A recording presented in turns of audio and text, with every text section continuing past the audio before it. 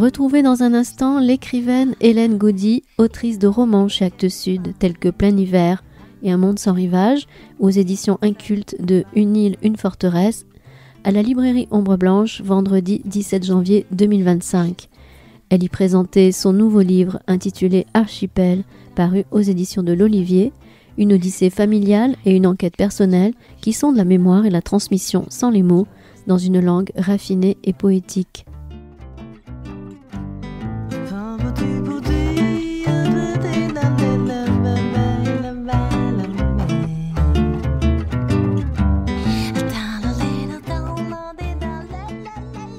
Bonsoir à tous. Hélène Gaudy, merci. Et merci beaucoup. Merci à vous. Venir, oui, c'est très très fort. Je vais parler très très loin. Ça va ouais, comme ça. ce plein hiver toulousain, pour venir parler ce soir de votre dernier livre, Archipel, qui est sorti cet automne aux éditions de l'Olivier, catalogue qu'à la librairie on aime particulièrement et dont on est très heureux que vous ayez rejoint les équipes de l'Olivier. Alors pour vous présenter, ça va faire presque 20 ans que vous publiez des récits, des romans, en adulte, en jeunesse aussi. On se souvient, c'est en 2019, le titre est en train de m'échapper, Un monde sans rivage, merci, qu'on avait vraiment beaucoup aimé.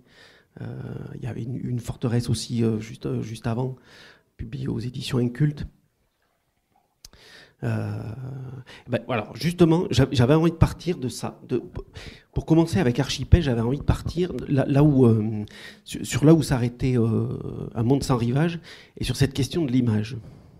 Parce que pour vous résumer vite fait, ce ne sera pas l'objet de la discussion ce soir, mais Un monde sans rivage racontait une expédition assez catastrophique à la fin du 19e siècle, tout début du 20e, une expédition suédoise. Ils étaient 3 à partir en ballon pour explorer le pôle Nord. Ils se sont écrasés au bout de quelques jours au Svalbard. Et quelques années après, on a retrouvé toutes les traces de l'expédition, y compris les négatifs des photos qui étaient encore parfaitement exploitables. Alors il y a aujourd'hui au Svalbard, vous le racontez, un musée où on peut voir toutes les photos, tous les clichés qu'ils ont pris, avec voilà, des traces encore vivaces mais disparues, partiellement disparues. Et j'avais l'impression que c'était aussi le point de départ d'Archipel, cette question des traces, cette question de disparition, mais ça on va en parler un peu plus tard. Mais voilà, et de cette idée que l'image est vraiment quelque chose dans votre travail qu'on retrouve de livre en livre et qui est assez fondamental. Alors, j'aimerais bien que vous nous racontiez un petit peu ça, ce rapport que vous avez avec l'image, si vous le voulez bien. Merci d'être là, merci pour cet accueil, je suis ravie d'être à Toulouse. Je ne sais pas si vous m'entendez bien, j'ai l'impression que c'est très très fort. Oui, ça va, je vais parler très très loin du micro. Alors oui, l'image, c'est quelque chose c'est très souvent la source d'un livre. Pour moi, c'est très souvent l'alliance d'un lieu et d'une image. Ce que j'aime, je pense, dans l'image à ce moment-là, c'est qu'elle me donne juste un petit aperçu sur le lieu et que tout le reste à construire. Sur le Grand Nord, sur ces photos des explorateurs dont vous parlez, il y avait vraiment cette impression de voir des fantômes en images, puisque donc on a retrouvé leurs photographies 33 ans après leur disparition. Donc ce sont vraiment des revenants par la photographie, c'est par la photo qu'ils reviennent. Et en plus, on les voit vraiment matériellement sur ces photos qui ont passé 33 ans dans la glace. On les voit vraiment avec une consistance de spectre et marcher vers leur disparition. Dans un lieu aussi qui les a avalés et qui, sur les images, prend toute la place et en même temps est presque abstrait, presque invisible. Et donc j'aime énormément cette tension dans certaines images, entre le peu qu'on voit et tout ce qu'on peut deviner dehors et à l'extérieur du cadre. Et c'est vrai que quand j'ai commencé à travailler sur Archipel, il y avait vraiment cette envie d'utiliser les outils que j'avais utilisés pour Un monde sans rivage et qui m'avaient permis finalement d'avoir l'impression de connaître des explorateurs suédois du 19e, de les avoir fait petit à petit devenir familiers, de les avoir incarnés petit à petit, vraiment à travers la matière de ces images, à force de les regarder, à force d'écrire sur elles. Et à un moment, je me suis dit, mais peut-être que finalement on ne voit pas mieux les gens qui sont très proches de nous, et peut-être que ces outils peuvent me servir aussi à découvrir autrement mon père. Donc c'était vraiment l'envie c'est vraiment ce livre-là, même si les sujets en semblent très différents, mais qui m'a donné l'envie de continuer cette exploration, mais cette fois-ci avec quelqu'un de très proche. Et l'image est très présente, même si dans Archipel, c'est les objets qui ont pris beaucoup de place, et les objets, pour le coup, j'avais jamais écrit à partir d'objets, donc ça c'était nouveau. Mais il y a aussi beaucoup de photographies, d'archives qui sont présentes. Ouais. Les objets, on y reviendra. Parce qu'en réalité, l'image, le livre s'ouvre sur cette... votre père s'appelle Jean-Charles, sur cette île tout au bout de la Louisiane, dans les marais de Louisiane. Une île qui, avec le changement climatique, est en train d'être recouverte par les eaux. Une île, vous n'y êtes pas allé, mais vous dites que vous la voyez au travers des images Google. Voilà, donc c'est par là que ça se fait.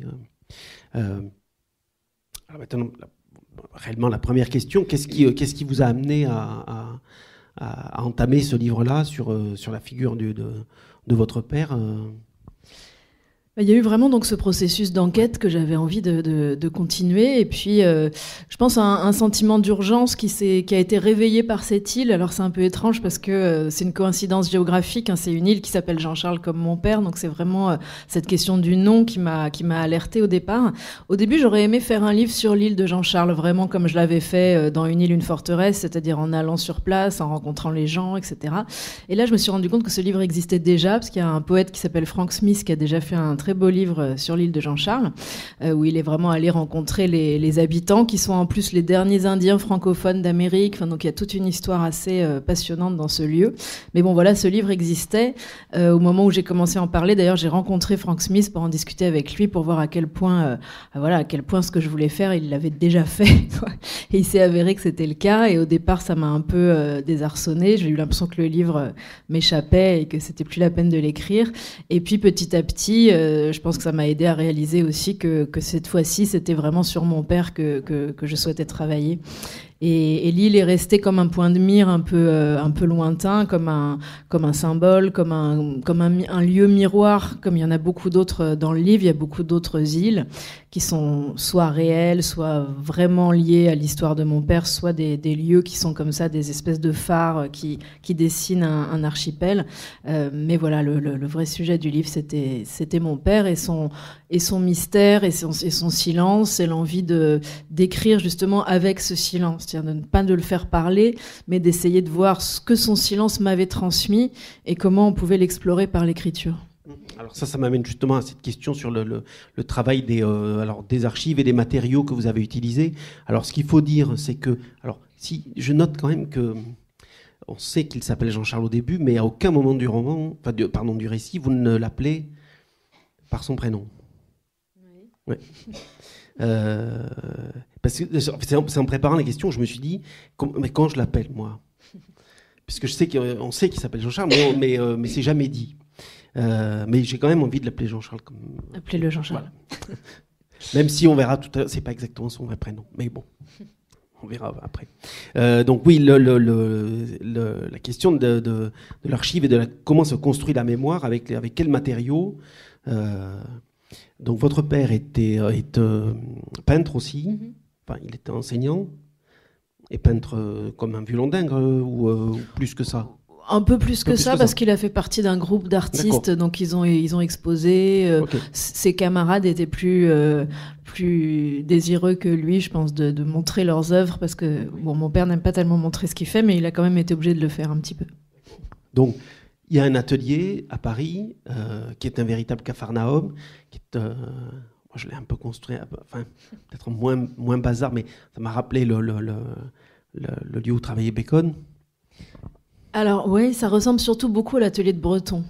Et je pense que mon père aime beaucoup les surréalistes, et c'est vrai que quand je suis tombée à Beaubourg sur la reconstitution de l'atelier de Breton, j'ai fait mais c'est vraiment l'atelier de mon père. Alors c'est plutôt dans l'autre sens, hein, c'est plutôt mon père qui a été très influencé par Breton évidemment, mais il y a beaucoup de ça, oui, un mélange de choses sans valeur et aussi d'art africain par exemple, d'objets hétéroclites d'un peu partout. D'accord. Donc il y a ce lieu-là, mais qui est aussi pour vous, j'imagine, un lieu de l'enfance, un lieu que vous avez toujours fréquenté. Je l'ai peu fréquenté parce que c'était vraiment l'antre de mon père, quand même. C'était là qu'il travaillait, c'était là qu'il était seul. C'est un lieu où il n'y a pas de toilette, qui est assez spartiate quand même, qui est vraiment fait pour une personne qui veut s'isoler et créer. Et puis qui est vite devenu surtout le lieu où il rangeait Alors, je sais même pas si ranger est le bon mot, parce que c'est vraiment un lieu qui est comme une installation géante. Donc c'est vraiment des objets qui sont assemblés les uns avec les autres, plus que rangés. Il y a vraiment des familles d'objets, des choses qui sont des colonnes qui va constituer avec plein de choses diverses. Ça peut aller des enclumettes qui sont des outils agricoles. Donc il a des centaines d'enclumettes, ce qui collectionne les enclumettes. Il a des centaines de bouchons de carafes de Calva. Il a donc plein de choses comme ça, mais aussi des éditions originales des surréalistes, donc de l'art d'Asie et d'Afrique aussi beaucoup. Donc c'est des choses qui sont très très différentes, mais ce qui me touche beaucoup, c'est qu'il n'y a pas de hiérarchie. C'est-à-dire que tout est mélangé, enfin pas mélangé, mais assemblé ensemble, assemblé tout court. Et donc non, j'ai peu été, mais par contre c'est vrai que c'est un lieu qui me semblait banal, comme souvent quand on est enfant, ce que nos parents font nous semble la norme. Donc j'ai mis longtemps à découvrir la singularité de ce lieu, et ça s'est passé quand un de mes amis qui s'appelle Arnaud Delacote et qui fait des films est venu un jour à Paris, et je lui ai dit tiens, viens filmer si ça t'intéresse l'atelier, parce qu'il filme sa vie, il filme son quotidien. Il est venu filmer, et c'est vraiment grâce à son regard à lui que je me suis rendu compte en fait déjà de l'étrangeté de ce lieu quand même, et puis du nombre d'histoires assez folles qu'il contient. Ouais. Je lis au tout début, les objets pour lui ne sont pas des choses inertes, il faut soit les laisser dans leur milieu naturel, soit les choyer comme des êtres vivants. Une fois les rayonnages de l'atelier saturés, il s'est mis à investir le reste de l'espace. Sur les tables récupérées, ou bien à même le sol, il a disposé d'autres livres, d'autres bibelots, monceaux d'objets improbables formant des murs, des renfoncements, des grottes, agencés dans le secret d'un urbanisme patient et précis, pour que rien ne tombe, pour que tout tienne. L'arrachement d'un seul de ces objets à la communauté des autres pourrait suffire à faire écrouler l'ensemble de l'édifice. Un monde à son image, mais un monde inhabitable, une pièce sans toilette, sans cuisine, réduite aux seules fonctions vitales qui semblent l'intéresser, garder et regarder. Alors là, ne pas passer à côté de vous et du travail d'écriture qui est aussi regarder et garder. Tout à fait, mais je me suis rendu compte en écrivant ce livre vraiment du nombre de choses qu'il m'avait transmises et qui, chez moi, je pense, se sont transférées dans l'écriture et pas dans la collection, heureusement, parce que c'est vrai que c'est quand même de père en fils et en fille, puisque mon grand-père aussi un grand accumulateur, mais moins créatif et moins joyeux que mon père. Et c'est vrai que par contre, dans l'écriture, je me sens très proche de sa façon de faire. Déjà dans l'idée de garder les traces, de garder sans hiérarchie, justement sans chercher si les choses ont de la valeur ou pas, mais pour plutôt des critères d'émotion ou de. Mon père disait, quand je lui posais la question, je garde un objet pas parce qu'il a de la valeur, mais parce qu'il m'a frappé. Et j'aime vraiment bien cette idée qui est aussi très héritée des surréalistes, l'idée qu'un objet d'un coup peut nous frapper par sa force d'étrangeté, par sa forme tout simplement. Donc c'est vraiment l'idée de recueillir des choses parce qu'elles nous frappent et puis de les assembler. Et ça c'est vrai que c'est quelque chose que j'aime beaucoup faire dans l'écriture aussi, cette question du montage, de l'assemblage, du fragment, de l'archipel. Et c'est aussi très lié évidemment avec la démarche de mon père. Oui, j'avais noté de vous poser la question quelle place occupent les objets dans le travail d'Ormancia, mais bon, voilà. Ouais. Et en fait, est-ce que pour vous aussi, puisque alors, vous nous l'avez dit pour la question de l'image, mais est-ce que l'objet peut être aussi un déclencheur d'histoire ? Parce que de le conserver, mais j'imagine pour votre père, il l'a, et ça devient, c'est l'objet qui devient ou une œuvre d'art ou un agencement, mais l'histoire que l'objet raconte, ça, c'est moins visible. Est-ce que pour vous, ça déclenche ? Alors pour moi c'était important, mais pour lui pas tant finalement, puisque justement lui m'a toujours dit qu'il ne se souvenait pas de l'histoire des objets, comme de sa propre histoire d'ailleurs. Mon père c'est pas tellement quelqu'un des histoires, c'est pas quelqu'un qui raconte des histoires. Il a jamais mis sa vie en récit, donc c'était aussi une des envies de l'écriture, c'est puisqu'il ne raconte pas, puisqu'il ne met pas en récit, moi j'ai envie d'essayer de le faire, ou en tout cas de faire remonter des choses. Et l'histoire des objets, il m'a toujours dit aussi soit ne pas la connaître, soit ne pas s'en souvenir. Donc il y avait vraiment plutôt cette idée, ça me frappe et ça prend une existence dans l'assemblage. C'est vraiment au moment où deux objets vont être ensemble que d'un coup ils se mettent à raconter une histoire, mais c'est une histoire qui est finalement assez déconnectée de l'histoire qu'ils ont pu avoir avant. Mais pour autant, je pense qu'il est attaché à l'histoire qu'il porte, mais qu'il n'a pas envie de la connaître. Voilà, c'est comme s'il mettait dans une espèce de sanctuaire des objets qui portent une histoire invisible ou une histoire qui n'est pas dite. En revanche, pour moi, il y avait cette envie d'aller justement à rebours de sa propre démarche, d'aller chercher l'histoire des objets. Et je l'ai fait avec quelques-uns. Et puis très vite, je me suis rendu compte que c'était inépuisable, mais que les quelques objets dont j'ai vraiment cherché l'histoire, donc il y a quelques petites enquêtes comme ça dans le livre, où je vais chercher l'inscription chinoise qui est dans une boîte, ce qu'elle signifie, ou la signification de certains fétiches africains qui représentent des jumeaux et qui m'avaient beaucoup intriguée. Et à chaque fois que j'ai cherché l'histoire d'un objet, cette histoire venait vraiment résonner avec la nôtre, avec celle de mon père et avec ce que je cherchais dans le livre. Donc ça fait partie des petits signes qui nous donnent envie de continuer d'écrire et en tout cas de tirer le fil qu'on a commencé à tirer. C'est quand justement ces petites enquêtes-là viennent nous apporter des signes qu'il y a quelque chose qui a du sens. Ouais. Alors donc le père, on va y arriver à ce Jean-Charles. Quand même, cette pierre angulaire. Alors j'avais noté pierre angulaire et je m'étais dit effectivement il y a tout un chapitre qui s'appelle pierre au pluriel. Et c'est bien, c'est vrai. En fait, au début, j'avais écrit, vous faites l'image du père. En fait, c'est pas l'image que vous construisez, c'est parce qu'il y a toute une généalogie et vous allez même chercher l'archéologie de l'histoire de votre père. C'est plus qu'un portrait. Il y a quelque chose à l'œuvre de plus profond parce que voilà. Pour ceux qui ont pas lu le livre, Hélène va aussi nous raconter d'où il vient ce Jean-Charles, quels sont ses parents. Et là, c'est une formidable histoire.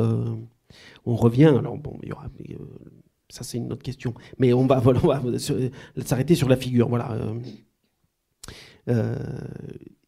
Vous écrivez à un moment.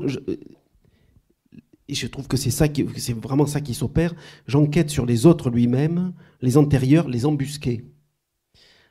Et ça, c'était dès le début, le projet, il était là où il s'est établi petit à petit à force de travailler dessus. Vous vous êtes dit, tiens, il y a ces embusqués-là. Ça s'est fait. Les deux sont un peu vrais, c'est-à-dire que je pressentais l'idée, enfin le fait que mon père étant tellement secret et tellement apparemment banal et en même temps tellement riche quand même d'histoire. C'est vrai quand on va dans son atelier. Bon, on voit quand même la richesse de ce qui l'anime. Et ça résonne étrangement avec ce qu'il m'a toujours dit, qui était moi, j'ai jamais rien fait d'intéressant, j'ai rien à dire, etc.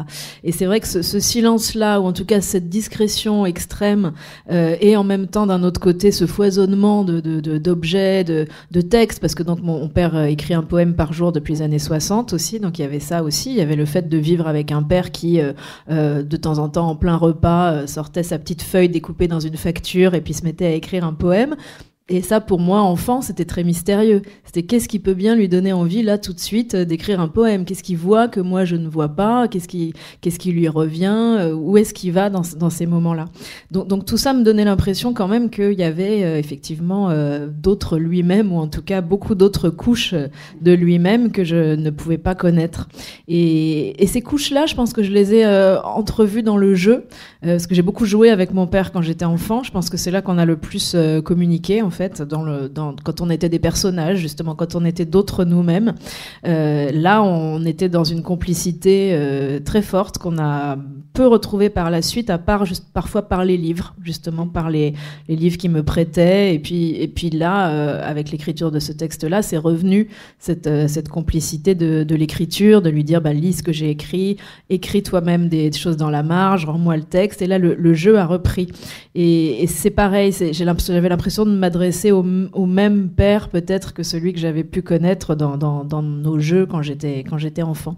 Donc il y avait vraiment l'envie d'aller chercher toutes ces couches. Et puis le jeune homme et l'adolescent. Alors ça, c'était vraiment pour moi... Là, pour répondre à votre question, ce que je ne pouvais pas prévoir ou deviner, mon père adolescent, pour moi, n'existait pas. Parce que moi, quand j'étais adolescente, mon père, j'étais très sérieux, très raisonnable, et j'imaginais pas du tout que mon père à 15 ans, c'était vraiment quelque chose d'inimaginable.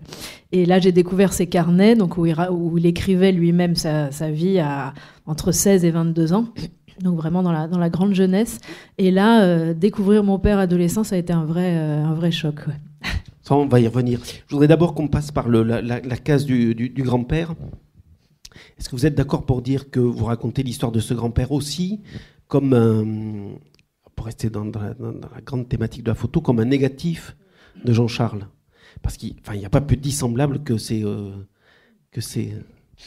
pères. Oui, ils sont dissemblables et très semblables quelque part aussi pour moi. Mais oui, pour vous. C'est deux faces, vous avez raison, des mêmes manies quelque part. Mon grand-père était donc aussi un grand accumulateur, mais lui, il se laissait noyer vraiment par les choses.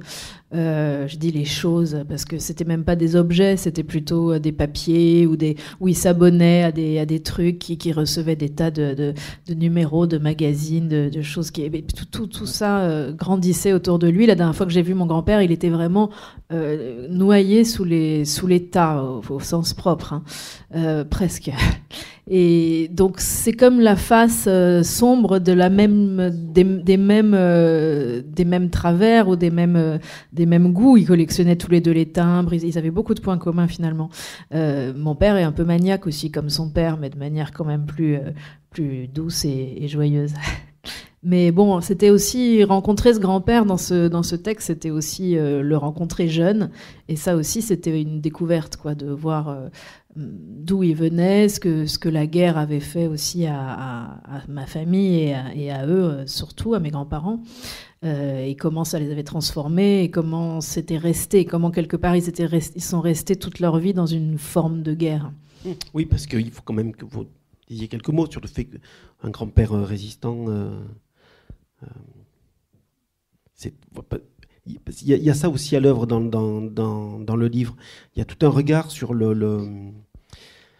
au travers de ces figures-là, sur le rapport à l'histoire, sur le rapport comment on construit des généalogies, comment les familles se construisent aussi dans ce rapport à l'histoire-là. Parce qu'après Jean-Charles, dans les années 60, ce sera la question algérienne et l'indépendance de l'Algérie. Oui, j'étais très intéressée aussi de pouvoir revisiter ces époques-là à travers un individu. Alors il se trouve que c'est mon père, mais c'est pas du tout une biographie de mon père. Ce livre, c'est vraiment, l'envie n'était pas du tout de raconter sa vie, c'était plutôt de raconter justement ce qu'il y a dans le silence et ce qui se transmet dans le silence, et aussi de revisiter donc ces pans de l'histoire à travers ce qu'ils font à une personne. Donc il se trouve que c'est lui, mais ce qu'ils font à une famille et comment ces choses-là, qui sont des choses collectives aussi, se transmettent chez les individus. Et c'est vrai que la guerre, pour moi, c'était la Deuxième Guerre mondiale, c'était vraiment le cœur de l'enfance, de la toute petite enfance de mon père. Et c'était là que je pressentais qu'il y avait beaucoup de choses qui s'étaient jouées, et pour lui et pour ses parents, qui étaient donc tous les deux résistants et qui ont vécu dans la clandestinité et qui... quelque part n'en sont jamais sortis. Enfin, il y avait quelque chose. Mon grand-père a fait apprendre le morse à mon père après la guerre. Enfin, il y avait toujours l'idée qu'il fallait pouvoir se cacher, qu'il fallait pas parler de qui on était, d'où on allait, de ce qu'on faisait. Enfin, une culture du secret qui était quand même très écrasante. Et qui a beaucoup joué aussi, je pense, sur le côté secret de mon père, mais aussi sur son envie de s'évader ailleurs, et notamment dans cet univers mental, imaginaire, poétique qui s'est construit un peu à rebours de cette tenue au secret comme ça dans sa famille. Ouais. Et vous diriez aussi que la relation alors du grand-père et de Jean-Charles et celle qui petit à petit se dessine entre Jean-Charles et vous, elle fonctionne aussi de pair, c'est-à-dire que l'une explique l'autre ou que des fois, ça et là, il y a des éclats qui nous permettent de comprendre comment se font ces relations-là. Enfin, qu'il y a une espèce d'avancée en parallèle, ou pas. Ou vous n'avez pas voulu le faire comme ça. Si, il y a vraiment des points de contact. En fait, j'avais l'impression quand j'écrivais ce livre de mettre des feuilles de papier calque sur la vie des gens et de regarder là où ça se superpose. Donc c'est vraiment le titre Archipel, c'est ça aussi. En fait, c'est un peu tous les points qui font sens parce que d'un coup il y a quelque chose qui se superpose. Par exemple, mon grand-père, dans un de ses papiers, j'ai trouvé cette phrase je n'ai pas terminé ma collection d'îles, je vous laisse le soin de la terminer à ma place. Et bon, la collection d'îles, c'était sans doute une revue sur les îles à laquelle il s'était abonné. Mais moi, en lisant ça, par rapport à ce que j'étais en train de faire, je me suis dit, c'est exactement ce que je suis en train de faire. Je suis en train de continuer la collection d'îles que mon grand-père a commencé. Donc j'aimais beaucoup trouver ces échos-là qui nous rapprochent quelque part, au-delà de l'incompréhension qui a été la nôtre pendant toute la vie de mes grands-parents, parce que c'est vrai que c'était des gens qui communiquaient très peu, qui étaient très difficiles. Enfin, nos rapports étaient très difficiles. Mais j'ai eu l'impression, en faisant ce travail, de retisser quelque chose, ou en tout cas de retrouver des points de contact et de superposition qui me faisaient me dire, si ça c'est quelque chose que je tiens de lui, ou que je continue quand même de ce qu'il a fait. Bon, après, mon grand-père et ma grand-mère d'ailleurs ont tous les deux été tout à fait admirables pendant la guerre. Ils ont sauvé des gens, ils ont fait des choses que je serais bien incapable de faire, en tout cas que je n'ai pas faites. Ce qui est aussi d'ailleurs quelque chose qui a marqué familialement les choses, parce que mon père s'est toujours senti incapable par rapport à ses parents qui, eux, avaient fait des choses formidables. Et bon, c'est des choses aussi qui créent des dissymétries ou des incompréhensions aussi dans une famille, que des gens aient pu passer par de telles choses et qu'ils en soient sortis très abîmés et en même temps très méfiants vis-à-vis de l'avenir. Je sais que mes grands-parents, qui étaient aussi des communistes très convaincus, avaient toujours l'impression que l'avenir était décevant, que l'après-guerre avait été pas du tout à la hauteur du combat que eux avaient mené, et nous on était cet avenir et nous on était décevants. Enfin, il y avait quelque chose qui était pas qui pouvait pas se réconcilier, alors que quand on superpose les points, tout aurait pu être là pour que les choses se passent autrement. Alors on passe Non, parce que... Pardon, je fais juste on en parlait tout à l'heure, juste avant de venir. C'est un truc qui m'a beaucoup tracassé. Cette histoire je ne peux pas m'empêcher, vous verrez pour ceux qui ont déjà lu le livre, moi je n'ai pas pu le lire autrement que dans ma propre condition de père, mais jamais de fils. Vous voyez, et alors quand j'interroge mes collègues, il y en a qui sont qui me disent oui, non, moi j'étais tour à tour les deux, ou j'étais que le fils ou la fille, voilà. Donc du coup, ces histoires de génération qui se tuilent, ça me tracasse. Mais bon. Non, mais je suis ravie que chacun puisse trouver un rôle dans lequel il se reconnaît. Non, mais je voulais qu'on parle des carnets. Parce que là aussi, il y a des carnets partout. Il y a les carnets du grand-père que là, pour le coup, que vous découvrez. Où c'est. Je connaissais leur existence, mais là, je m'y suis plongée. Mais parce qu'il y avait dedans. C'était quelque chose. Pas à ce point. Oui, non, j'imagine. Oui. Puis ceux du père, après les poèmes. Bon, je pense que vous n'avez pas lu tous les poèmes. Non. Mais j'ai pas pu m'empêcher de penser que vous aussi, vous avez des carnets. Et que c'est. Bien vu. Ouais. Et que voilà, qu'est-ce qu'il y a avec tous ces carnets dans votre famille? Oui, c'est vrai. Vous voyez, c'est encore un autre point de superposition, mais où les choses sont très différentes. Parce que mon grand-père tenait des carnets qui étaient des carnets très obsessionnels, où il écrivait absolument tout ce qu'il faisait, à telle heure, ce qu'il achetait au supermarché, le prix de chaque chose. Enfin, vraiment. Et donc, c'est vertigineux parce qu'on a des piles et des piles de carnets où il fait ça dans tous ses carnets. Alors moi, j'ai entrepris de les lire en me disant, je vais trouver quelque chose. Il y a bien un moment où il va dire autre chose et où je vais comprendre, parce que c'est quand même un mystère pour moi, ce grand-père, même si là j'ai l'air d'avoir tout compris et de dire c'est la guerre, etc. Mais en vrai, quand on est en train de faire ce genre de travail, on cherche et puis on fait des conclusions, mais qui restent des hypothèses. Voilà. Donc je cherchais, j'avais l'espoir qu'à un moment, il allait raconter quelque chose qui allait tout éclairer. Et donc je lisais en espérant ça. Et puis j'ai pas trouvé grand-chose, à part quelques remarques très acerbes sur tout le monde, à peu près. Enfin... Donc, et mon père, lui, s'est mis donc il a écrit des carnets très jeune, mais après il s'est vraiment mis à écrire de la poésie. Et du jour où il a commencé à écrire de la poésie, il a plus jamais rien raconté de réel.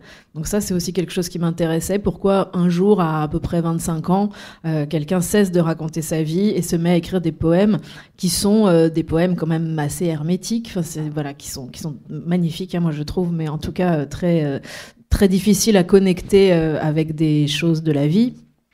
Et moi, alors qu'est-ce que j'écris dans mes carnets? Un peu tout. Je fais une sorte de synthèse grand-paternelle et paternelle.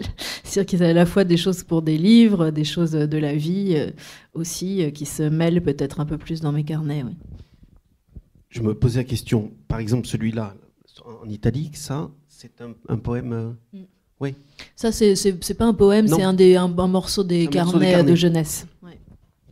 Qui ressemble à des poèmes aussi, parfois. Ouais, c'est ça. Bon, alors, on avance un tout petit peu. Vous m'y amenez aussi sur...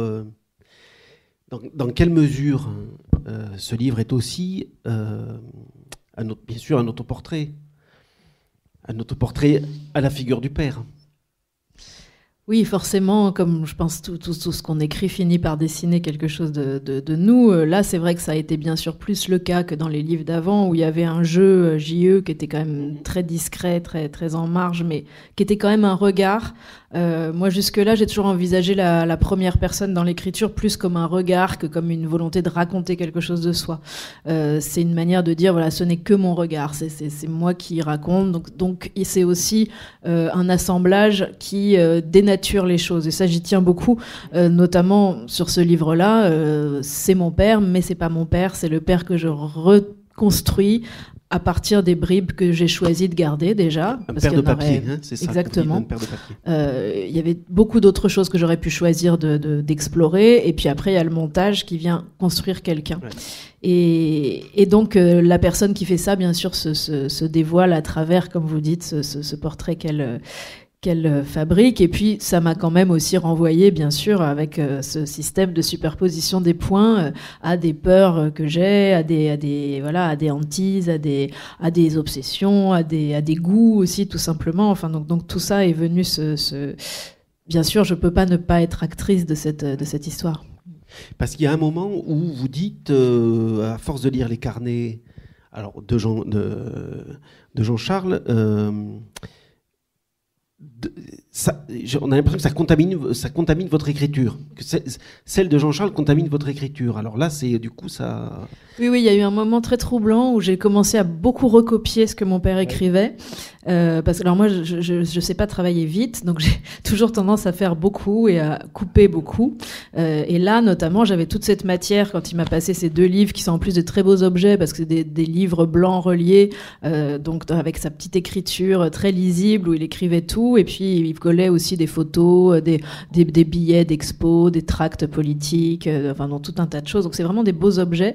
Et donc moi j'ai eu ça dans les mains, c'était un trésor. J'ai commencé à tout recopier. Je voulais tout mettre dans le livre. Puis bon, petit à petit, je me disais quand même, c'est en train de devenir le livre de mon père. Enfin, et je trouvais ça en plus très très intéressant ce qu'il écrivait et puis très très bien écrit. Moi, je pense que mon père est un écrivain qui a arrêté d'écrire et qui s'est mis à écrire de la poésie pour des raisons que j'ai toujours pas vraiment élucidées. Enfin, c'est plus un poète qu'un écrivain, mais au départ, en tout cas, il avait cette envie de raconter et moi, je trouve qu'il racontait très bien. Et donc, je m'étais mise à recopier tout ça et petit à petit, évidemment, quand on recopie les choses, c'est Maëlys de Kerangal qui me disait qu'elle recopiait l'Iliade, par exemple, qu'elle recopiait des grands textes comme ça et que ça lui faisait rentrer quelque chose dans sa propre écriture et je comprends tout à fait ça. C'est par la main et on adopte la syntaxe de quelqu'un et même son flux de pensée, quoi, sa respiration, ça. Donc oui, à un moment donné, il a fallu que j'arrête. et que je coupe. Et justement, comme je ne voulais surtout pas faire une biographie de mon père, que j'arrive à me détacher quand même de cette matière-là pour garder à l'esprit que je voulais assembler tout ça et pas me laisser complètement avaler par le flux de sa vie. Alors, j'aimerais bien qu'on revienne sur ce mot que vous avez utilisé de montage, parce que ça m'intéresse de savoir comment s'articule le livre, s'il y a des éléments qui bougent à l'intérieur, si c'est écrit, parce que si j'ai bien compris, vous l'entamez en 2019. Il se termine l'année dernière, début d'année. Oui, il y a presque 2 ans déjà. Ouais. Et il y a le Covid entre-temps. Et là, c'est une partie, le livre raconte ça aussi. Là, c'est très révélateur aussi. C'est passage du Covid. Mais donc, oui, mais sur le montage, j'aimerais bien juste quelques mots, si vous ne voulez pas vous étendre trop, sur la manière dont ça se constitue petit à petit. Oui, c'est vraiment, tous mes livres sont comme ça. Moi, je ne sais pas du tout travailler de manière linéaire. J'aime beaucoup l'association et comme avec les objets, le fait que d'un coup 2 chapitres ou 2 paragraphes mis l'un à côté de l'autre, entre les deux, il se passe quelque chose et ce quelque chose va être écrit, etc., etc. Donc il y a vraiment l'envie de rapprocher les choses et de voir ce qui se passe. Donc je bouge beaucoup les passages.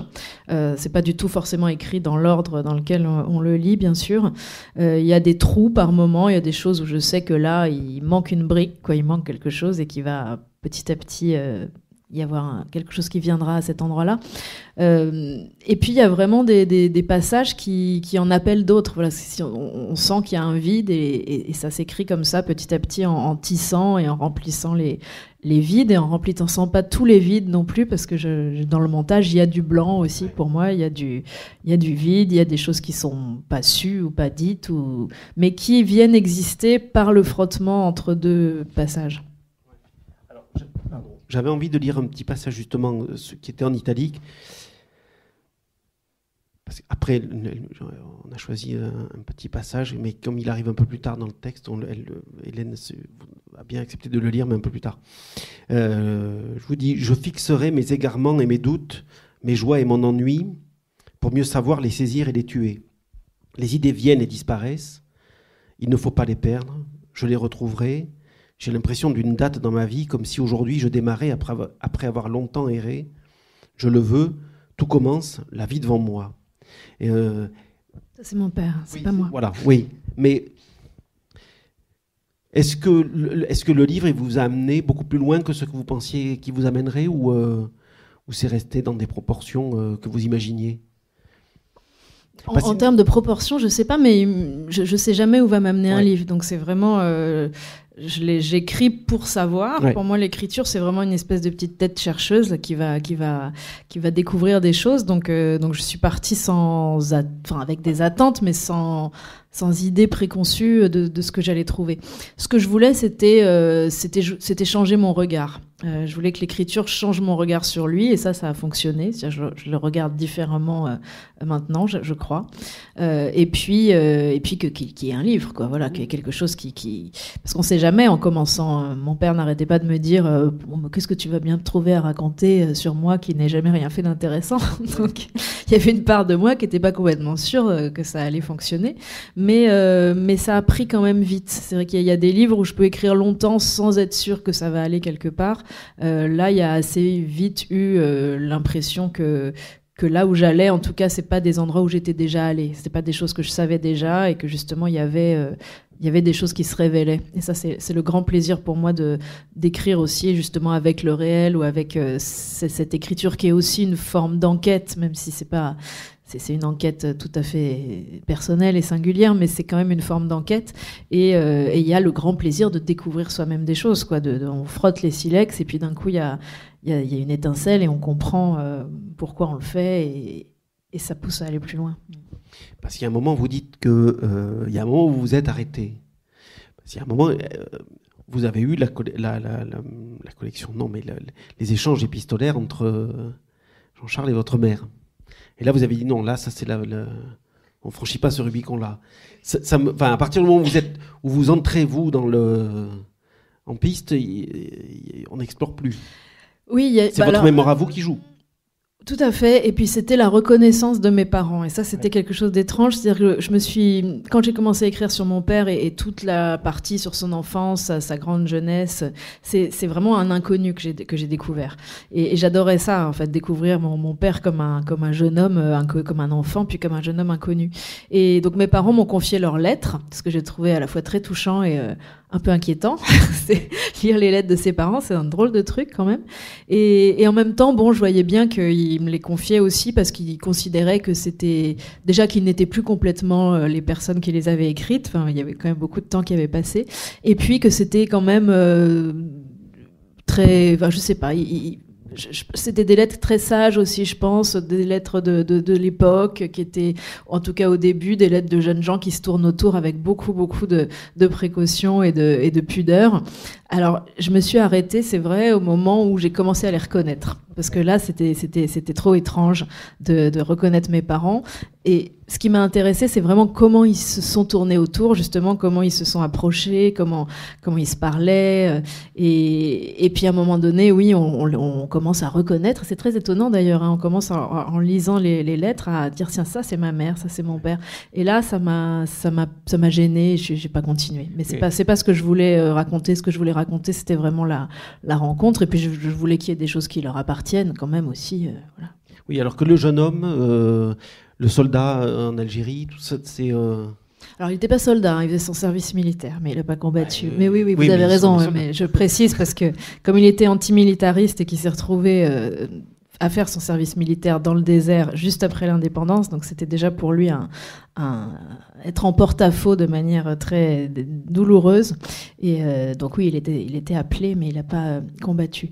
C'était pas mon père tout à fait. C'était justement, comme on le disait tout à l'heure, un autre lui-même. Et non, il n'y a pas eu de gêne. Il y a eu vraiment plutôt une grande curiosité de découvrir cet inconnu-là, quoi.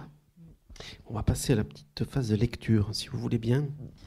Oui, alors juste pour situer, ce passage donc se situe pendant le confinement, parce que justement le confinement est arrivé au moment où j'écrivais ce livre, et ça a eu pour effet assez étrange d'éloigner donc du coup mon père et son atelier de ma zone autorisée, parce que j'avais pas le droit d'aller jusque là, et c'était très bizarre parce que moi je comptais écrire sur Paris, écrire sur lui en revisitant les lieux qu'il avait visités lui-même, et ces lieux-là sont devenus interdits. Et donc à la fois c'était très frustrant, et en même temps, ça donnait une espèce de distance presque commune. C'est-à-dire que lui, c'était loin dans le temps et c'était loin dans l'espace aussi, et je pouvais aborder ces lieux-là comme des lieux lointains. Et finalement, dans l'écriture, ça a été assez intéressant à explorer. Mais voilà, c'est juste pour situer. La distance que je cherchais m'a été donnée sous une forme mauvaise, délétère. Cette distance-là naît de la peur, c'est un cadeau empoisonné. Chaque fois que j'entends sa voix au téléphone, je la mesure, cette distance. Je constate à quel point le père de papier a pris le pas sur l'autre, que je ne peux plus voir ni toucher. Je lui ai demandé de lire et d'annoter ce que je suis en train d'écrire. Ainsi nous pourrons nous parler à distance, ainsi il prendra sa part dans mes tentatives de lui rafraîchir la mémoire. Ça l'affole un peu, m'écrit ma mère. Je lui ai demandé des noms, des dates, ça le remue, c'est difficile. Quand je m'inquiète de ce qui le bouleverse, il répond « Tout ça, c'était des promesses et c'est fini maintenant ». Longtemps, j'ai imaginé que dormaient dans sa mémoire des souvenirs douloureux. Je ne pensais pas qu'il reposait aussi des instants lumineux et fragiles qu'il préférait ne pas toucher de peur de les détruire. Ce qui le retenait d'exhumer le passé, c'était peut-être avant tout le chagrin de regarder en face ce qui s'était perdu. Et moi qui lui fais relire les lettres, les carnets, qui lui parle d'îles englouties, d'amoureux oubliés et de maisons d'enfance, qui réactive ses voyages, qui remue le couteau dans la plaie, oubliant cette leçon qu'il avait déjà comprise à 17 ans, l'écriture nourrit sa propre mélancolie. Un soir, somnolent devant un documentaire, soudain je tends l'oreille. La voix off explique que les calligraphes turcs ne jettent jamais les restes des kalames, ces petits roseaux avec lesquels ils écrivent. Chaque fois qu'ils les taillent pour que leur écriture soit nette et précise, ils en gardent les pelures dans des bocaux qui se remplissent avec les années. Plus les calligraphes turcs sont vieux et prolifiques, plus le bocal est plein. Ainsi, ils peuvent regarder, jour après jour, grossir les restes de leur écriture et de leur vie. Quand les calligraphes turcs viennent à mourir, on brûle les pelures de calame pour faire bouillir l'eau qui lavera leur corps. C'est littéralement la peau de l'écriture qui chauffe l'eau qui imprègne le mort. Ainsi, chaque mot qu'ils écrivent prépare en quelque sorte le soin que l'on prendra d'eux. Ainsi, on les baigne dans les vapeurs de leur mémoire. Je n'écoute plus. Je pense aux calligraphes turcs. Je me demande avec quoi nous pourrions purifier nos corps au moment du grand voyage, quelles sont désormais les pelures de nos vies, leurs scories. À ce moment-là, partout dans le monde, on renonce au rituel d'accompagnement des morts. Ils partent sans même les souvenirs de leurs proches pour les baigner une dernière fois dans leurs mots, leurs images. Je pense aux calligraphes turcs et à la réponse merveilleuse que donne ce rite à l'une de nos plus grandes peurs, que nos souvenirs soient laissés quelque part, loin de nous. On dirait que je tente d'offrir un rituel à mon père pour que les images de sa vie, les 1000 morceaux qui en font le bonhomme qu'il a toujours été, lui soient quelque part rendus. Mais ce rituel, je ne peux l'accomplir qu'avec mon propre calame. Ces pelures, c'est moi qui les recueille, les enflamme, c'est moi qui le reconstruis sans connaître le mode d'emploi, et c'est moi qui m'accroche à ce qu'il accepte de lâcher. Merci beaucoup. Moi, je trouve que c'est un passage extrêmement émouvant et très fort parce que je me suis posé cette question, est-ce que finalement ça faisait partie du projet ou alors c'est moi qui le fabrique complètement. Je me suis dit, c'est un mausolée. Enfin non, c'est un cénotaphe parce que dans le mausolée, il y a le corps, alors que dans le cénotaphe, il y a juste l'idée du... il n'y a pas de corps, quoi. Et je trouvais que ce moment-là, c'était déjà ça, quoi. Il y a la perspective de la disparition, c'est sûr. Mon père est âgé, c'est ça qui m'a donné envie d'écrire ce livre aussi. Longtemps, j'ai eu l'impression bizarre qu'on ne pouvait pas écrire sur ses parents tant qu'ils étaient vivants.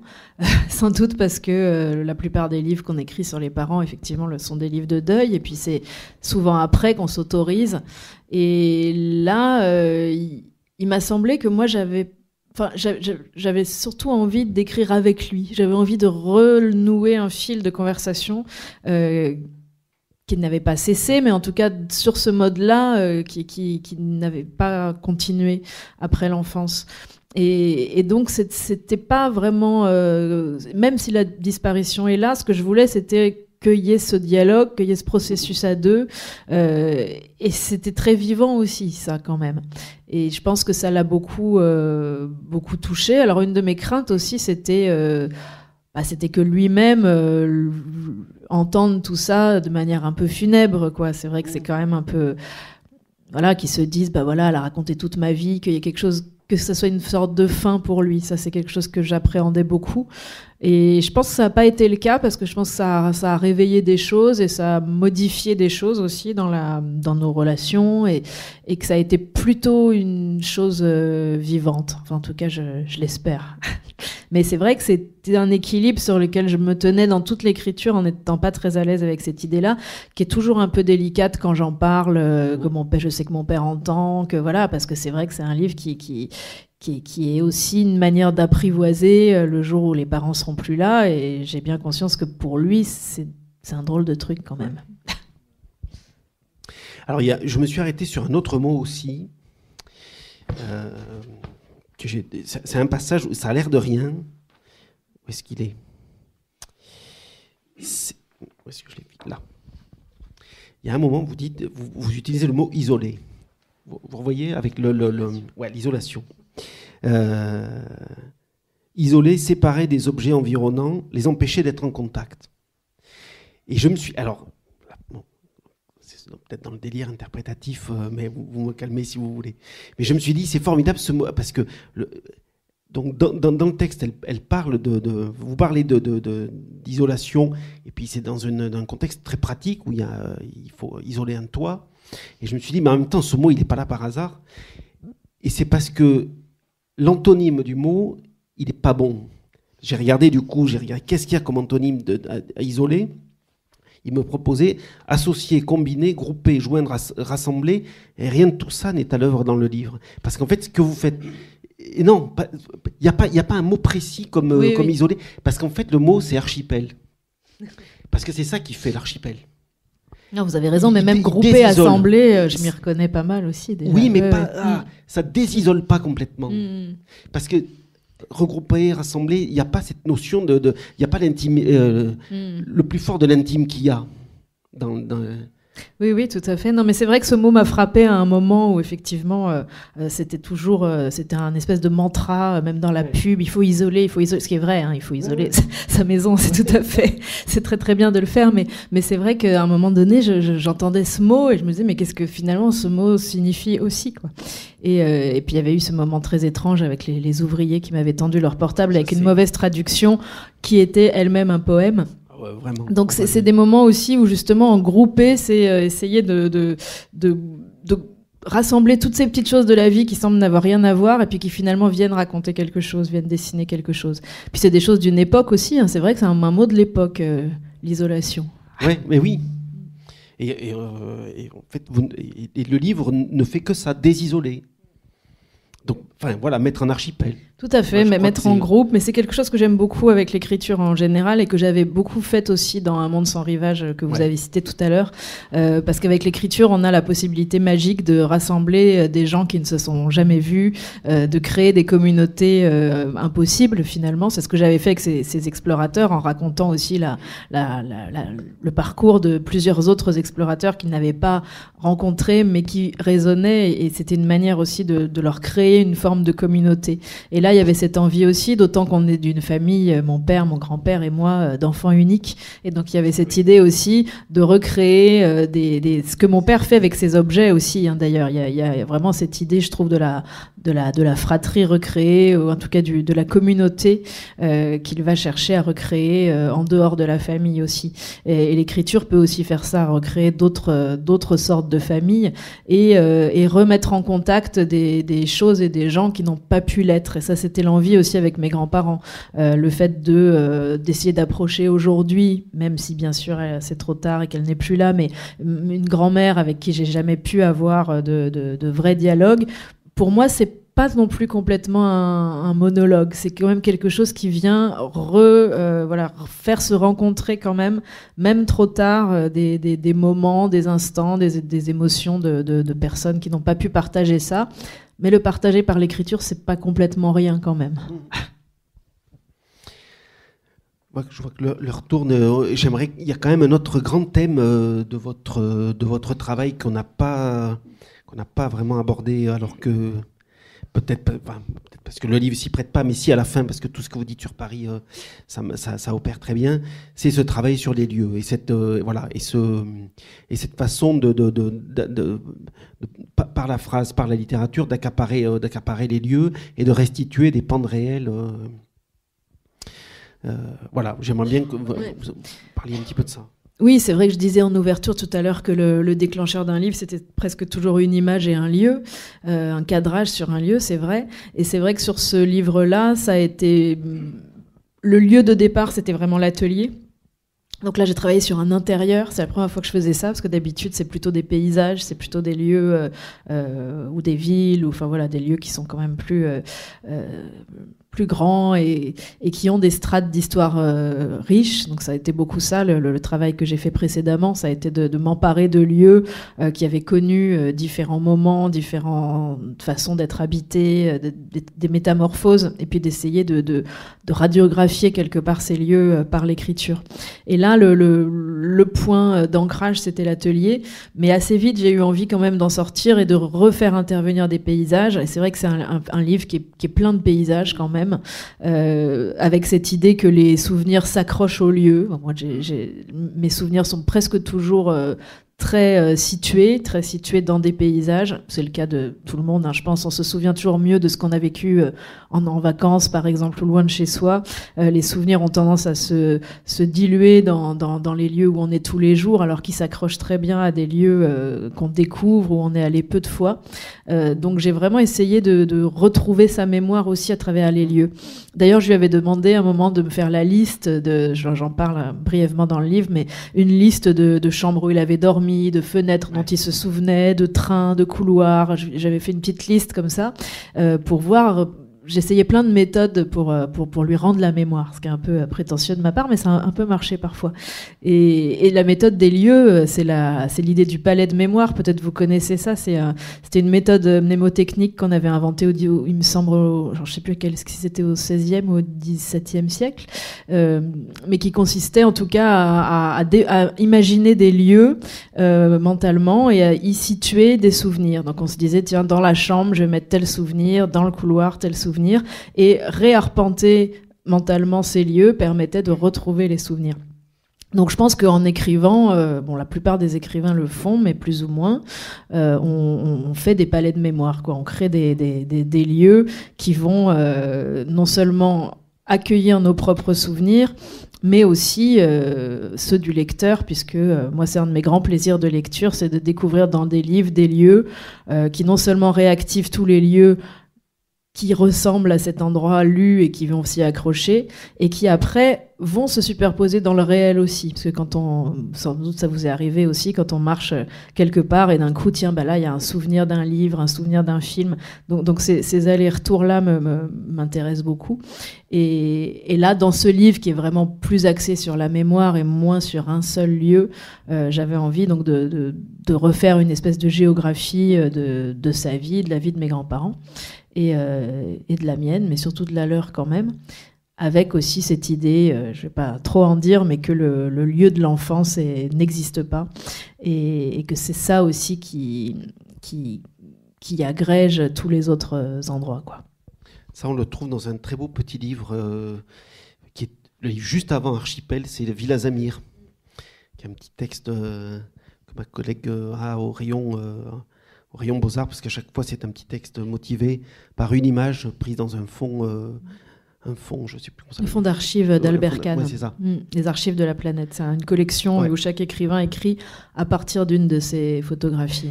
Et vous avez choisi une photo parce que le grand-père vivait à Menton. Et c'est une photo d'une maison maison avec un palmier à côté. Ouais, de la Villa Zamir, qui était la villa d'Albert Kahn. Ouais. On va peut-être faire circuler un peu le micro pour si vous avez des questions pour Hélène, ou un commentaire. Je n'ai pas lu le livre, je suis désolée, pas encore. Pas de problème. J'étais très impressionnée par le texte qui est écrit dans la page décrivant la conférence. C'est très joliment écrit. Je suis très impressionnée. Mais je voudrais savoir, donc votre père est toujours en vie, si j'ai bien... Oui. Et donc, est-ce qu'il a lu le livre ? Oui, alors il a participé. Il l'a lu en cours d'écriture. En fait, je lui faisais lire le manuscrit et puis je lui demandais si ça lui faisait revenir des souvenirs, justement. Donc l'idée, c'est qu'il puisse écrire dans la marge les souvenirs que ça lui faisait remonter. Et on en a repêché quelques-uns comme ça, que moi je revenais à écrire par la suite dans le texte. Donc il y a eu ça. Il l'a lu du coup plusieurs fois quand même. Et puis il l'a lu fini aussi, bien sûr. Oui.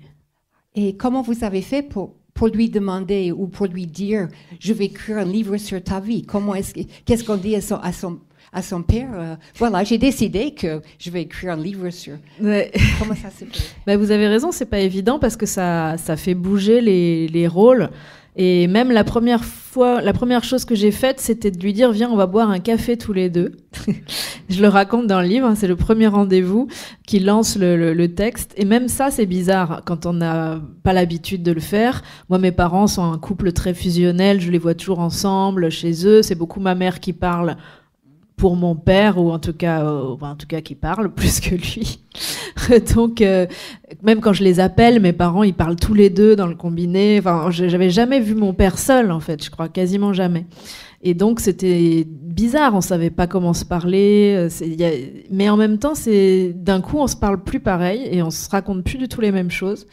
Et alors j'ai fait une expérience étonnante parce que j'ai fait des rencontres en prison ces derniers temps pour le livre, et en prison, ce qui revenait toujours, c'est que les prisonniers me disaient « mais moi je comprends très bien ce que vous avez fait, parce que moi depuis que je suis en prison et que je vois ma mère ou ma sœur au parloir, on n'a plus du tout la même relation, ça a tout changé ».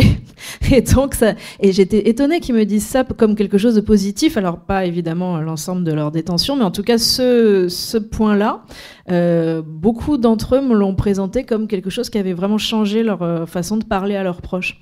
Et voilà, et donc prendre un café avec son père, moi ça a fait un peu ça. Et donc je lui ai dit assez vite que je voulais écrire sur...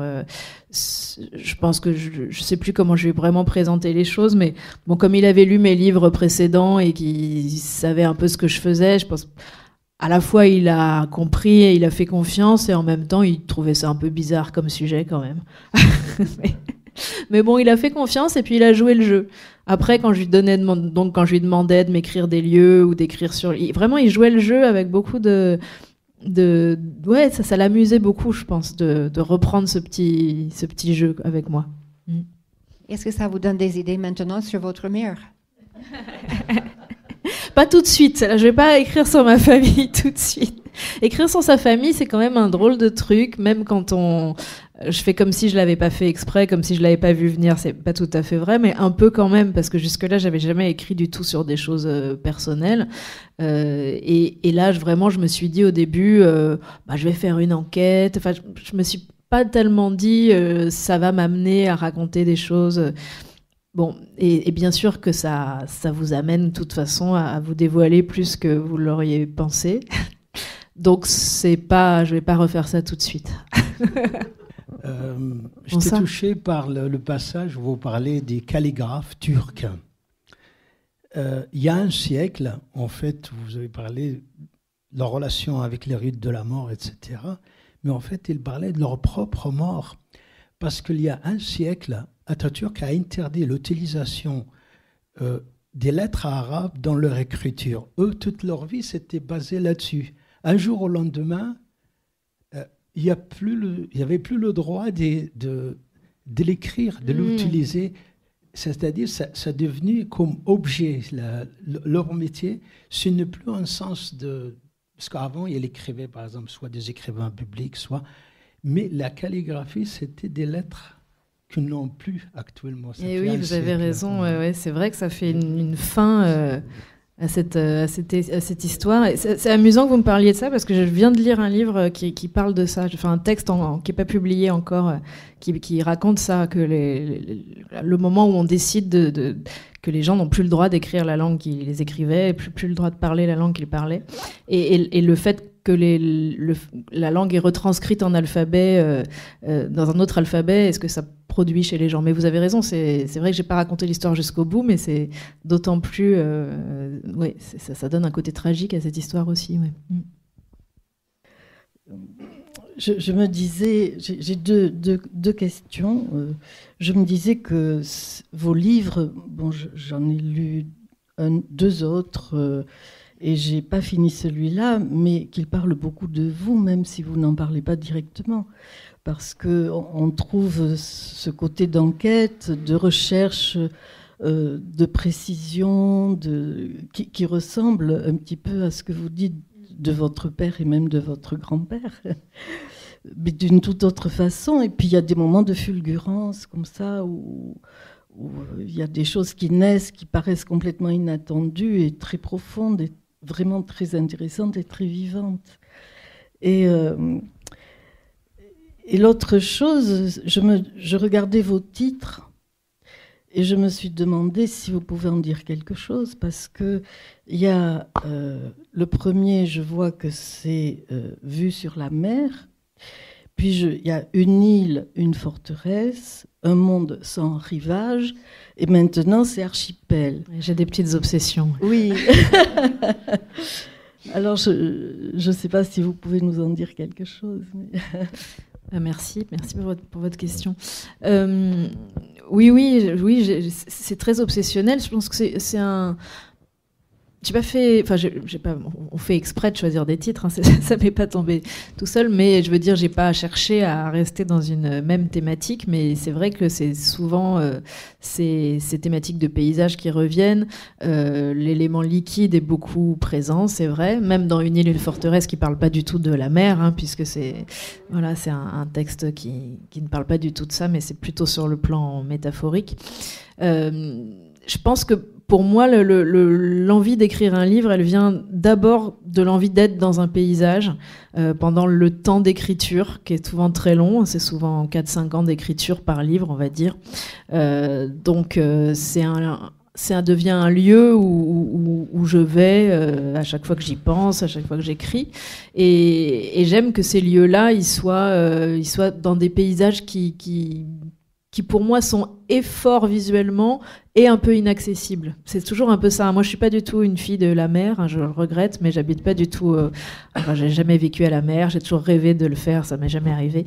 Donc pour moi, l'élément marin, c'est vraiment plutôt une espèce de point de mire, un peu comme cette île de Jean-Charles qui est lointaine, un lieu que je ne possède pas du tout, qui est pas du tout un lieu d'habitude, qui est plutôt un rivage lointain qui va venir colorer un peu le texte. Et là, pour ce livre-là, c'est pas pour Archipel, j'aurais pu, ça se passe à Paris, j'aurais pu ne pas du tout explorer cette dimension des paysages, mais je crois que c'est un besoin d'écriture que ces images-là soient présentes. Mais c'est vraiment plus un point de mire imaginaire et mental qu'une inscription dans un paysage réel. Mais je résiste pas, je suis allé chercher la citation qui ouvre Le monde sans rivage. C'est un auteur allemand, je crois, Adler, H.G. Adler. C'était publié chez Bourgois. Je crois que c'est ça. Non, pas celui-là. Je sais plus, mais en tout cas, Adler, c'est l'historien de Thérésine, donc c'est vraiment une citation qui vient du livre précédent, en fait. Qui s'appelle, la citation des Pyrénées, qui s'appelle Un voyage. Et oui, c'est Bourgois, vous avez raison. Ouais. Et ça dit, tout plonge dans un monde sans rivage, qui ne tolère aucune définition et face auquel, comme beaucoup l'ont déjà dit, toute affirmation est une solitude, une île. Et on y est. C'est pour ça que je préfère les hypothèses. Oui, merci beaucoup, c'était vraiment passionnant et ça donne envie de vous lire. Ma question, elle est un peu banale, mais en même temps, moi, elle m'intéresse. Est-ce qu'il y a des écrivains qui vous ont alors inspiré, ou en tout cas auxquels vous avez pensé, ou qui vous ont nourri pendant cette longue période d'écriture, en rapport avec votre projet, bien sûr? Oui, bien sûr, c'est très nourri d'autres textes. Il y a beaucoup de textes qui interviennent dans le livre. D'ailleurs, il y a un texte d'un écrivain italien, Gianni Stuparic, dont je parle au début du texte, qui a été aussi un des déclencheurs. Mais je pense que sur ce livre-là, le plus présent, c'est Pérec, quand même, que je lis depuis longtemps, qui m'accompagne depuis longtemps. Et là, c'est vraiment sa phrase qui est en exergue du livre, donc qui est « Il y aurait là-bas, à l'autre bout du monde, une île », qui est une phrase de W, ou le souvenir d'enfance, qui est je pense, mon livre préféré, enfin un livre vraiment pour lequel j'ai beaucoup d'affection. Et c'est quand j'ai découvert cette phrase-là que j'ai écrit la première phrase de mon livre et qu'il y a vraiment quelque chose qui s'est mis en route. Donc Pérec, là, il est même plus qu'une inspiration, il est ça a débloqué quelque chose. Le fait que justement, il s'autorise à ancrer ce récit familial qui est W ou le souvenir d'enfance dans cette île imaginaire.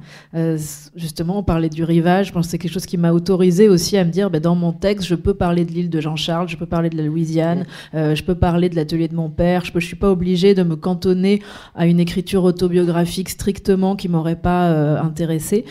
Ça a ouvert des portes justement vers ces autres lieux qui finalement nous nourrissent tout autant que les lieux où on vit, enfin différemment, mais en tout cas qui font partie aussi de nos vies, quoi. Donc il y a beaucoup Pérec, il y a beaucoup Sebald, l'auteur allemand, qui est aussi qui m'a beaucoup accompagné, et puis beaucoup de contemporains aussi. Moi, je fais partie d'un collectif qui s'appelle Inculte, dans lequel il y a Malice de Kerangal, dont je parlais, il y a Mathias Sénard, Mathieu Larnaudy, enfin une dizaine d'écrivains avec lesquels on fait des choses ensemble aussi. Enfin, donc, moi, je suis assez attachée aussi à l'idée qu'on camarade avec nos camarades du moment, voilà, et qu'on se lie et qu'on s'influence les uns les autres. Oui, ça c'est important, ça m'intéresse. Ouais. Non, mais à fond. Parce que ce collectif Inculte, si on les regarde, c'est moi je trouve c'est le cœur le cœur vivant de la littérature qu'on aime en Ombre Blanche. On a reçu Mathieu Larnaudy cet automne, Maïlis aussi. On a Claro qui vient à la fin début février dire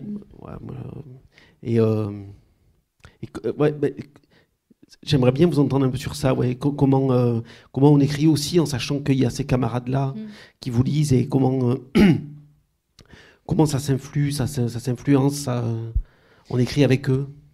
Bah, oui, Un Culte, ça fait 20 ans que ça existe maintenant aussi, donc c'est vrai que ça fait un petit moment. C'est vraiment un collectif où il n'y a pas d'école, c'est-à-dire on n'écrit pas forcément tous du tout des choses proches, mais il y a quand même des points communs.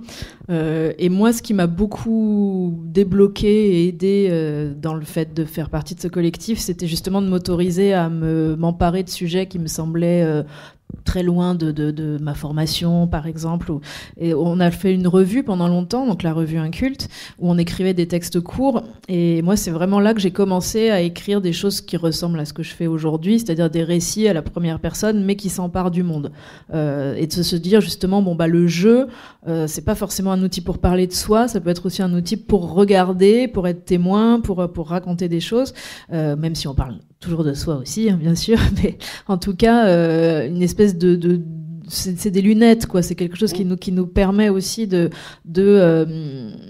nous emparer de sujets. Au départ, le nom Un Culte, ça venait de ça. C'était un peu une blague, mais c'était un peu l'idée de se dire, on peut parler de sujets dont on n'est pas spécialiste. Ce qui n'empêche pas du tout de se les coltiner sérieusement. Hein. C'est-à-dire, quand Maëlys de Kerangal parle de transfusion cardiaque, elle va faire le job de savoir comment ça se passe, etc. Mais elle va s'autoriser à s'emparer d'un sujet dont au départ, elle ne connaît rien. Et moi, ça m'a complètement débloqué au début, où j'osais pas forcément le faire, et de me dire, oui, j'ai le droit d'écrire sur la politique, sur l'histoire, sur la géographie, mais simplement, on invente sa méthode, et puis on essaye de combler nos lacunes, mais de partir en tout cas sur des sujets dont on s'autorise à s'emparer, quoi. Après, le fonctionnement d'un culte est assez informel, donc on se voit de temps en temps, on fait des projets ensemble aussi encore, et puis on se lit s'il y en a un besoin, puis c'est aussi un réseau d'amis, quoi. Mais moi, ce qui m'a vraiment aidé, c'est ça, c'est l'autorisation. Mais alors, on va peut-être s'arrêter sur... j'aimerais bien finalement vous faire lire un tout petit paragraphe. Je trouve que ce serait bien de s'arrêter sur ça. C'est... Et puis, il est tout petit. Ouais, c'est tout petit. Les parents sont des mégalithes dans notre champ de vision. On passe sa jeunesse à tenter de voir le paysage qu'ils nous cachent, et puis un jour, ils sont devenus de toutes petites pierres, des cailloux. Là seulement, on peut les prendre dans la main, toucher leur texture et leurs failles, regretter de ne pas l'avoir fait plus tôt quand ils étaient immenses, quand tout était devant eux encore. Le paysage semble soudain bien vide. Ils ne le masquaient pas, ils l'habitaient. Maintenant, ce sont eux que l'on voudrait saisir, retrouver. Merci beaucoup. Merci.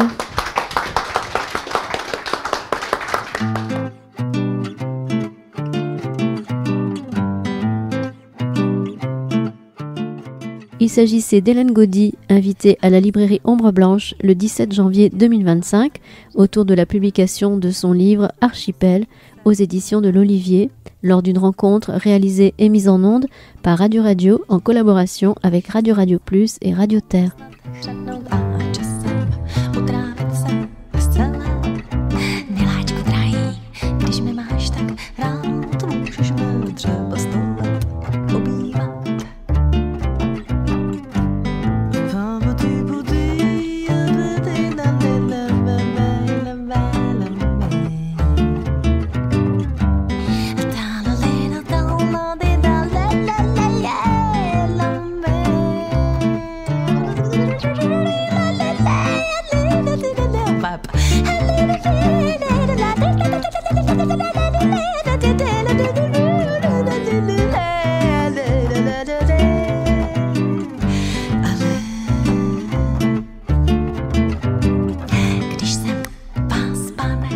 Jednou uviděla, věřím, vám ve všem nemusím